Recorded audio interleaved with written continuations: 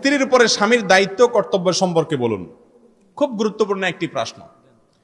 আমাদের দেশে স্বামীর প্রতি স্ত্রীর কর্তব্য কি, এই ওয়াজই শুধু বেশিরভাগ শোনা যায়, ঠিক না ঠিক? মহিলাদেরকে ওয়াজ করতে করতে করতে করতে বেচারীদেরকে আমরা কোণঠাসা রাখি, কিন্তু পুরুষরা আমরা মাশাআল্লাহ নিজেকে রাজা রাজা ভাব মনে হয়, তাই না? অথচ স্ত্রীর যেরকম অনেক কর্তব্য আছে স্বামীর প্রতি, স্বামীরও অনেক কর্তব্য আছে স্ত্রীর প্রতি, ঠিক না ঠিক?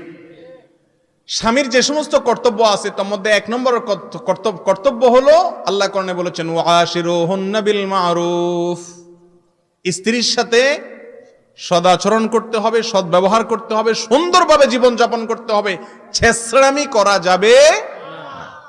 বহুত পুরুষ আছে সংসার করা ঠিক আছে বউয়ের সাথে, কিন্তু ছেঁচড়ার মতো সংসার করে, আছে না নাই? ঘেউ ঘেউ ঘেউ ঘেউ ঘেউ ঘেউ ঘেউ ঘেউ সারাদিন, বাহিরে আসাল ফেরেশতার মতো, আছে না নাই? ইয়া বড় ফেরেশতা, ওনার মতো মানুষ হয় না, ওনার আখলাকে ওনার আচরণে সব ভাঙিয়া চুরে পড়ে, কিন্তু বাসায় আসলে কুত্তার মতো আচরণ করে, আছে না নাই?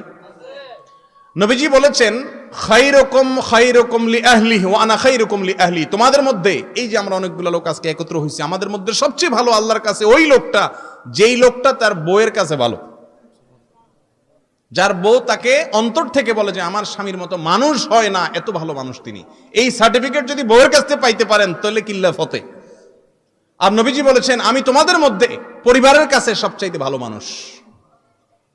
আমাদের অবস্থা হলো আমরা বাইরে যত ভালোই থাকি না কেন, বউয়ে আমাদের সবার গোমর সব জানে, রাগ উঠলে মুখ দিয়া কি বাইর হয়।